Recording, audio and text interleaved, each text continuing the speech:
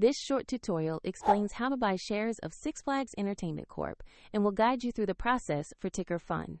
Six Flags operates regional amusement parks and family attractions listed on NASDAQ. This is an educational overview and not financial advice. To buy shares, you need a brokerage account, and I'll use eToro as an example to show the typical steps.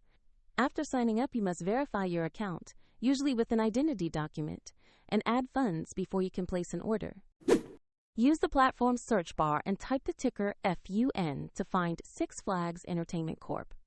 Confirm the name and exchange to make sure you have located the correct NASDAQ listing.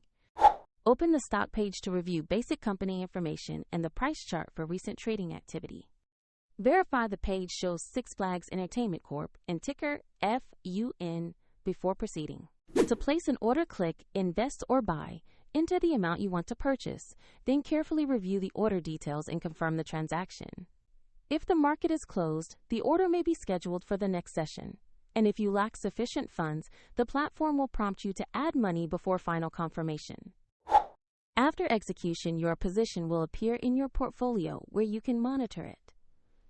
For the example link to eToro, see the description below.